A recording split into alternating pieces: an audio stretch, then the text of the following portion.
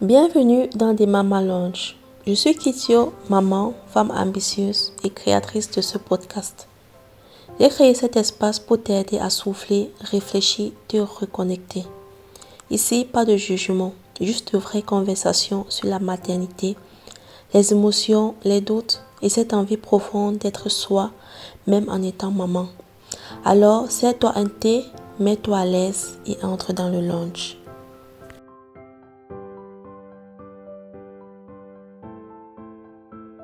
Lorsqu'une maman accouche, les visiteurs auront plus tendance à porter l'attention sur le nouveau-né. Si l'enfant est bien portant, la mère physiquement bien portante, alors il n'y a pas à s'inquiéter. On déduit donc que l'accouchement s'est bien passé et puis on n'en reparle plus. Pourtant, il y a un côté sombre de l'accouchement qui traumatise la mère, souvent à court terme et même à long terme, laissant des séquelles émotionnelles et psychologiques à la mère. Dans cet épisode, on va essayer d'apporter de la clarté au traumatisme lié à l'accouchement.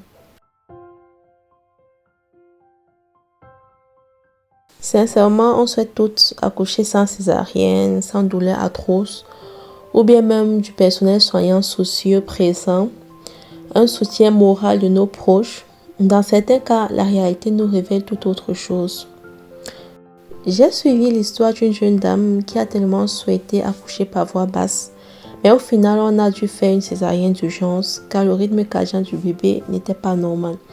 Elle a eu à peine 5 secondes pour tenir son bébé dans les bras, qu'il fallait déjà qu'on l'amène directement en soins intensifs néonatal. Étant donné qu'elle a accouché pendant la Covid, elle n'avait pas le droit de sortir de sa chambre d'hôpital pour aller voir son fils. Les proches ne pouvaient non plus lui rendre visite. En gros, elle était seule. Jusqu'à nos jours, elle vit cet accouchement comme un échec. Oui, c'est vrai, elle ne devrait pas penser ainsi.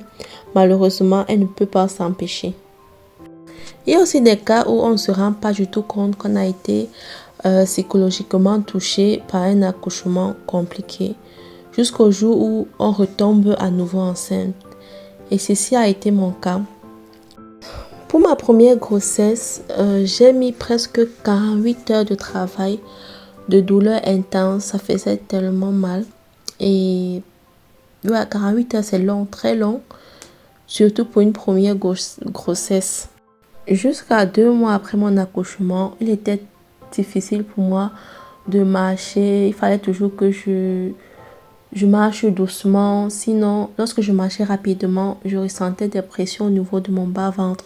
Donc, c'était tellement compliqué. Les mois ont passé, j'ai pu me rétablir petit à petit. Du coup, je pensais que tout ça était derrière moi. Seulement qu'à la deuxième grossesse, j'avais des inquiétudes et craintes qui me venaient constamment. Je me posais des questions du genre, si ça se passe comme la première grossesse, est-ce que ça sera toujours aussi long? Est-ce que ça fera toujours aussi mal? Est-ce que je vais toujours faire 48 heures de travail? Étant donné que c'était la première grossesse a été compliquée. J'avais aucun moyen de comparaison. Je vous jure, je priais pour que cela ne se répète pas. Dieu merci, mon deuxième garçon est arrivé comme une lettre à la poste. C'était tellement rapide, au point où j'ai failli accoucher à la maison, tellement je ne m'attendais pas que ça soit aussi rapide. Dans mon cas, ça a été un traumatisme à court terme, mais il y a plein d'autres femmes pour qui c'est à long terme, au point de prendre une décision radicale, celle de ne plus enfanter. Et ceci a été le cas de ma voisine. J'ai une voisine qui vient de la Philippine et on cause beaucoup, on s'entend beaucoup. Elle me confie certains trucs quoi. Et elle m'a dit que sincèrement, elle ne compte plus accoucher parce que sa première grossesse, l'accouchement s'est tellement mal passé et elle a décidé comme ça de ne plus accoucher. Donc aujourd'hui, son fils a 4 ans et c'est son enfant unique. Et sincèrement, elle est restée figée sur ses décisions suite à la mauvaise expérience qu'elle a eue avec la première grossesse. Le but de cet épisode n'est vraiment pas de vous effrayer davantage sur l'accouchement. Surtout, Pour celles qui n'ont pas encore accouché, rassurez-vous, tous les accouchements ne sont pas compliqués et horribles. Le but de cet épisode est vraiment de proposer des mesures préventives pour les uns et des idées pour retrouver la confiance perdue suite à un accouchement compliqué. Comme mesure préventive, il y a certaines choses qu'on pourra faire avant l'accouchement. Par exemple, il faut faire les cours de préparation à l'accouchement. Quand tu n'as jamais accouché, tu te poses mille et une questions, tu as la peur de l'inconnu. Suivre ces cours de préparation te met plus en confiance, tu as un aperçu de ce que tu devrais faire ce jour, le jour J. Tu es plus sereine en fait. On apprend aussi à l'homme comment accompagner sa femme dans cette épreuve. Une autre chose à faire aussi avant l'accouchement, c'est de trouver l'hôpital où tu vas accoucher. Généralement, on te propose de trouver un hôpital qui est plus proche de la maison. Mais moi, je dirais que ce n'est pas l'unique critère à prendre en compte. Il faut aussi te renseigner auprès de tes proches pour savoir comment s'est passé l'accouchement dans les hôpitaux où ils ont accouché. Déjà, comment était le personnel soignant. Donc, aller dans un hôpital par recommandation. C'est l'idéal. Et le jour où tu y vas pour t'enregistrer, prends la peine d'observer le personnel, de regarder la façon dont ils répondent aux questions. Est-ce qu'ils sont accessibles? Est-ce qu'ils sont accueillants? Est-ce qu'ils sont bienveillants? Donc, de voir un peu les habitudes, les attitudes avec les autres, même entre eux. Donc, observer beaucoup plus. Est-ce que ton sang colle avec eux? Bon, ça peut aussi arriver que même après avoir pris toutes ces précautions, le jour J, le jour de ton accouchement, tu as une sage-femme qui ne te rend vraiment pas la vie facile, qui ne facilite pas les choses, quoi. Si cela arrive, sincèrement, n'aie pas peur de demander qu'on te change de personnel. J'insiste beaucoup sur cet aspect de personnel soignant parce que ton accouchement dépendra au moins à 70% de ta vie et celui de ton bébé ou bien de tes bébés au cas où tu as des jumeaux ou des triplés sont entre leurs mains. Une toute petite erreur, une négligence et tu en paies le prix fort.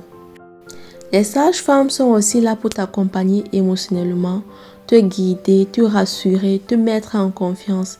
Et si la confiance entre toi et le personnel soignant n'est pas établie, tu risques de vivre un cauchemar. Donc n'hésite pas à demander qu'on change ta sage-femme si le besoin s'y prête. Ceci est valable même pour les proches qui t'accompagnent ce jour. N'hésite pas à demander qu'on mette toute personne à la porte si c'est une source de stress. C'est une règle aussi valable pour ton partenaire. Tu es en train de mettre un être au monde. Tu n'as pas à te soucier des états d'âme de X ou de Y personne. C'est ta vie qui se joue et celui de ton enfant. Après l'accouchement, il peut arriver que tu as des séquelles, aussi bien physiques que mentales. Sincèrement, il faut en parler à ta gynéco, à ta sage-femme qui prend soin de toi. Pose tes questions sans crainte, c'est de ton droit. J'aimerais aussi ajouter quelque chose, particulièrement à ceux-là qui partent souvent rendre visite aux mamans qui ont accouché. Oui, à vous. S'il vous plaît, prêtez aussi attention à la maman, chouchoutez-la, cadotez-la. Il n'y a pas juste le nouveau-né qui vient de naître. Faites-lui ressentir que ce qu'elle a accompli est formidable. Ça lui fera un bien fou, croyez-moi. Sincèrement, croyez-moi, je suis une maman, j'ai accouché 2 fois. Ça fait tellement plaisir. Donnez-lui l'occasion de s'ouvrir à vous si elle en a besoin d'une oreille d'écoute. Ne banalisez pas ces déclarations en mode « Ah, c'est déjà passé, donc tout s'est bien passé ». Non, sincèrement, ne banalisez pas. Posez-lui des questions ouvertes du genre « Combien d'heures de travail a duré ? Comment ça s'est passé ? Comment tu as trouvé le personnel ?» Ça lui donne l'occasion de s'ouvrir, d'extérioriser cette expérience qui aurait pu être lourde pour elle. Les statistiques montrent qu'une femme sur 5 souffre de traumatisme suite à un accouchement. Donc, c'est un sujet à ne pas prendre à la légère. Donc, chère maman, n'hésite pas à consulter un psychologue si les séquelles émotionnelles suite à ton accouchement persistent afin de pouvoir mettre les mots sur tes mots. Merci d'avoir partagé ce moment avec moi dans des Mama Lounge. Si cet épisode t'a parlé, n'hésite pas à le partager à une autre maman, à laisser une note, un commentaire et surtout, n'oublie pas, tu n'es pas seul. On se retrouve très vite pour un nouvel épisode. À très bientôt.